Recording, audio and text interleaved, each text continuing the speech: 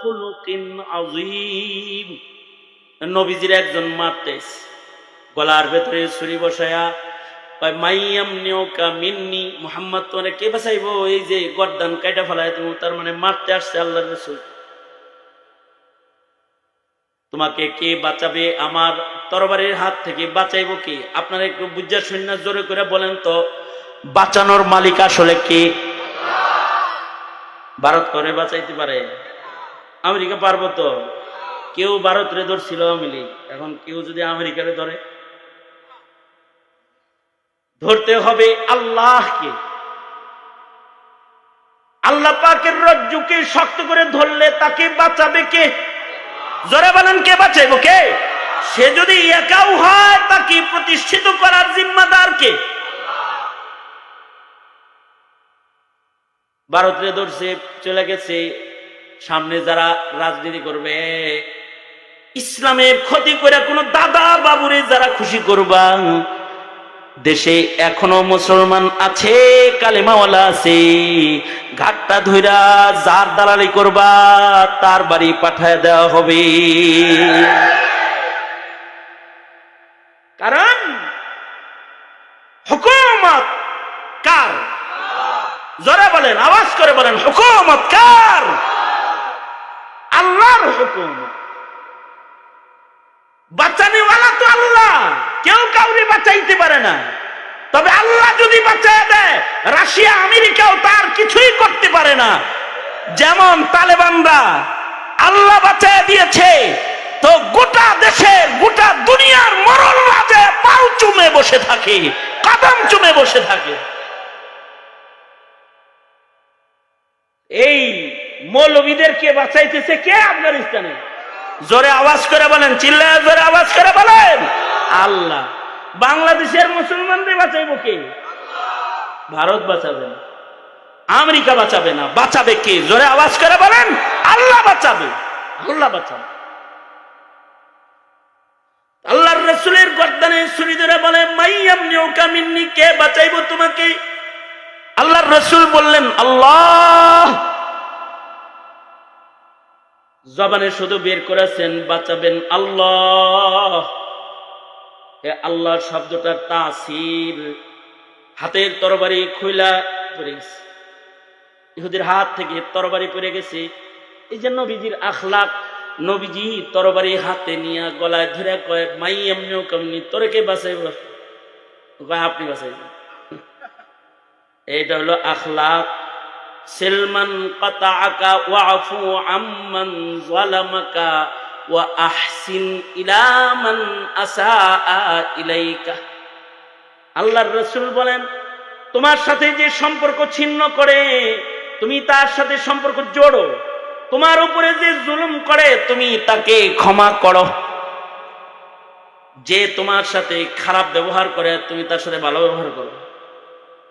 নবীজি ভালো ব্যবহার করলেন, গলায় ছুরি ধরে বললেন, ইচ্ছা করলে গলাটা কেটে ফেলাইতে পারতাম, কিন্তু যা মাফ করে দিলাম। আল্লাহর রাসূল বলেন খুযিল আফওয়া ওয়া'মুর বিল উরফি ওয়া আ'রিজ আনিল জাহিলিন। মানুষকে ক্ষমা করো, ক্ষমা করো, বদলা নেওয়া এত ভালো না, ক্ষমা করো। তবে সকলকে ক্ষমা করা যায় না।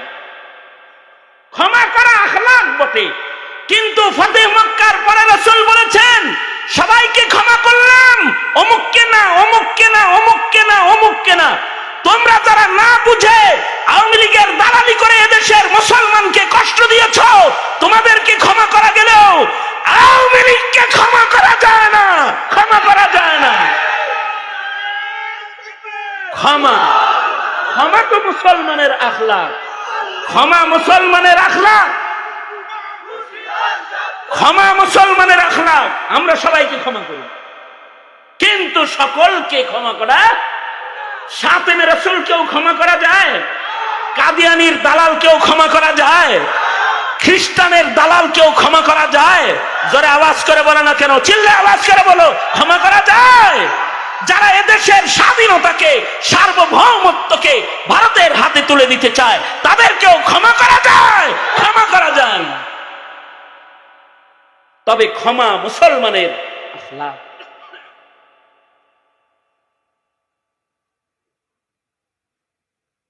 আল্লাহর রাসূল সাল্লাল্লাহু আলাইহি ওয়াসাল্লাম মুসলমানরা কাফের কতগুলো বন্দী করে নিয়ে এসেছে মুসলমান যুদ্ধের মাঠে। যুদ্ধের আইন কি? যুদ্ধের আইন হলো মুসলমানের হাতে কাফের বন্দী হলে কাফেররা হবে দাসদাসী, আর কাফেরের হাতে মুসলিম বন্দী হলে ওরা হবে ওদের দাসদাসী। তবে ট্যাক্স দিয়া, জরিমানা দিয়া ছুটায় আনার বিধানও ছিল, কিন্তু যদি ছুটায় না নেয় দাসদাসী হয়ে যায়। তো কিছু দাসদাসী কাফেররা গ্রেফতার হয়ে নবীজির পাশে আসছে। আল্লাহর রাসূল এক নজর করে গেছে মেয়েদের উপরে। যে যুবতীগুলা গ্রেফতার হয়েছে তাদের ভেতরে একটা মেয়ে আছে, তার গায়ে উড়নি নাই, হিজাব নাই। বড় লোকরা গরিব হয়, বড় কাপড় কিনতে হাত হয়, মদ কেনার টাকা থাকলেও বুরকা কেনার টাকা। ছোট ছোট যত পোশাক আছে এগুলো দেখবেন ধনীরা, যেগুলো পরলে পর্দা নষ্ট হয়, দেহ প্রদর্শন হয়, এগুলো কিনে বেড়ায়। একটা ধনীর মেয়ে অর্ধলঙ্গ পোশাক পরে দাঁড়িয়ে আছে। আল্লাহর রাসূলের সাথে সাথে নিজের গায়ের মুআজ্জাম চাদর, আল্লাহর নবী নিজের গায়ের চাদরটা খুইলা সাহাবীর হাতে দিয়ে বলে, এই সাহাবী, মুশরিক মেয়েটার দেহ ঢেকে দাও। তুমি মুসলিম হয়ে মুসলমানের দেহের হিজাব টান দিয়ে খোলার হাত তোমার হয়েছে, ইসলাম নাই দেখে পারছস, কবজা কাইটা দেওয়া হইতো সাথে সাথে তোর। বেয়াদব। ইসলাম তো মুসলিম রমণীর আব্রু ইজ্জত শুধু ঢাকে তা না, কাফেরদের আব্রু ঢাকে। আল্লাহর রাসূল নিজের গায়ের চাদর এটা খুইলা দিয়ে দিলেন, যাও ওর পর্দা করে দাও, ওর দেহ ঢাকা দাও। যখন নবীজি নিজের গায়ের চাদরটা খুইলা দিছে, মুসলমানরা চিৎকার শুরু করছে, সাহাবীরা, হায় হায়, নবীর গায়ের চাদর একটা মুশরিক মেয়ে পায়া গেল গা। কারণ যেই চাদরের সাথে নবীর দেহের ছোঁয়া লাগছে এটার তো অনেক দাম। নবীজির গায়ের সাথে যে মাটির ছোঁয়া লাগছে, মাটির অনেক দাম। মদিনার মাটি আল্লাহর কাছে আরশের চেয়ে দামি। নবীর গায়ের সাথে লাগিয়ে রয়েছে, তাই নবীর গায়ের পোশাক চাদর অনেক দাম। এটা কোনো কাফেরের সাথে স্পর্শ হোক, এটা সাহাবীরা বরদাস্ত করে না। আরে আম্মা জান হযরত উম্মে হাবিবা মদিনাতুল মুনাওয়ারাতে রাসূলের ঘরে আছেন নবীর বিবি। আবু সুফিয়ান তখনও পর্যন্ত কালেমা পড়ে মুসলমান হয় নাই, মাঝে মধ্যে নিজের মাইয়ারে দেখতে মদিনায় যাইতো। একবার রাসূলের ঘরে ঢুকছে নিজের মেয়েরে দেখতে।